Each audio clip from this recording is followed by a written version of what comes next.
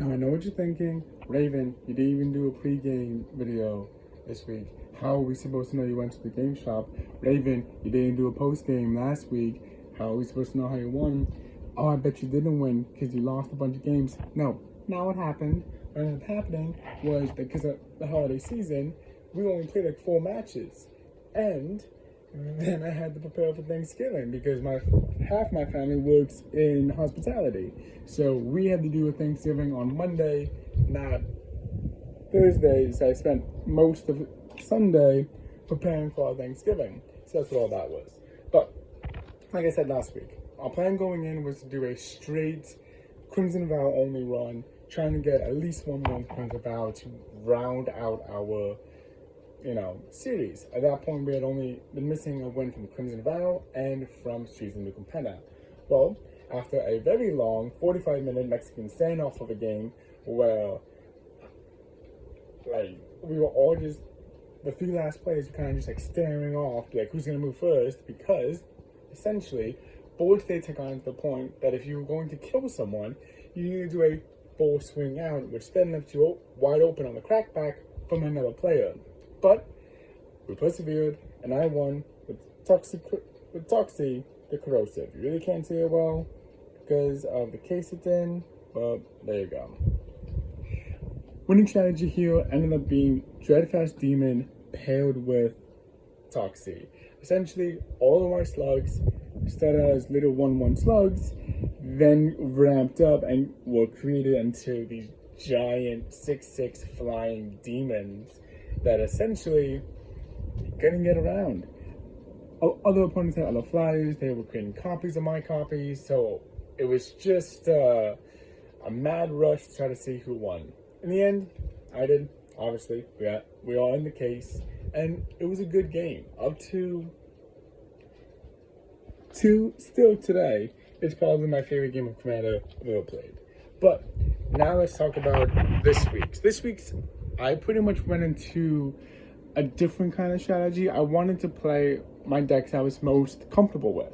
I wanted to have a cozy, comfy post-holiday game run. So that included bringing Laureen and Camber. That included bringing Tolivera, who I'm pretty comfortable with. But it also included bringing Queza, Augur of Agonies. Now, this game was kind of perfect. I had already decided and told the people I was with that I was going to be running Queza first. Come rain or shine, I was playing Queza first because that's what I wanted to do. Well, I set my commander down and I am up against... We ended up doing a 5-person pod because there just wasn't enough players to get another 3-person going. So, I sit down, put Queza, which if you don't know, her ability is every time I draw a card, I gain life and I can point 1 point of damage towards someone else. Now, that typically isn't a great ability, but my entire deck is just filled with card draw to eventually kill someone with 1,000 cuts. That's the plan with that deck. However, I set down my card, the person diagonal for me has a deck that plays as Group Hug, where he can tap his commander and everyone draws a card, and then he gains life. So, I'm now getting 2 triggers off my commander from the jump. That wasn't what won the game, though. That's just what made me very happy to be playing Queza. What won the game was the 5th person's ability. The 5th person has pretty much a meme deck. I played against it a couple of times, and I know by playing him so often, by round 15, if I don't murder him, he has won. He essentially has a deck that makes you draw 60 cards with infinite turns, so he just card draws you to death. And it's quite hilarious. I've seen him pull it off 3 times, and usually he wins. But again, he's doing nothing but playing land, which causes a lot of people who've never played against it to freak out, assuming he has something like a herd migration or something, and then full swing to take him out, when really that's not his strategy at all. So I don't know if he wasn't paying attention or what was going on here, but the other player, my usual Krenko friend, who just loves doing a burn deck, he has decided he is going to play a card that doubles all damage dealt. Okay, so we have Bunny Commander over here giving me extra cards. We have Krenko over here giving me 2 damage for all of my attack, for all of my little card draws. Then we have infinite card draw over here. Essentially, the turns come around. He goes infinite. He starts taking off player after player. I'm like, look, if you're gonna kill me this way, at least do Justin last. At least do Krenko.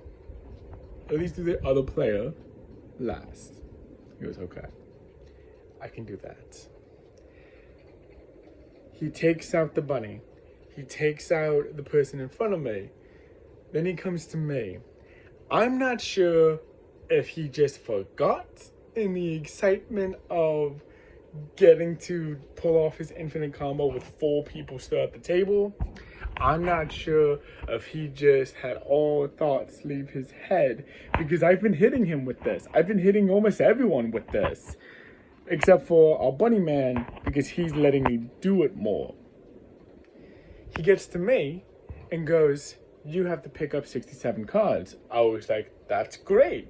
I now have 134 points of damage to throw at the table because of my commander. So after he's killed Mr. Bunnyman, basically I just get to point and go, you 3 have lost the game, I have won. It was the first game we played. I was like shooting high, and then I played Old Rudstein, and I had another amazing game, which I'm gonna tell you about, because typically I don't play 2 bangers back to back like this. So if you don't know, where's Old Rudstein? I'm gonna crack him real quick. Old Rudstein's whole thing, right?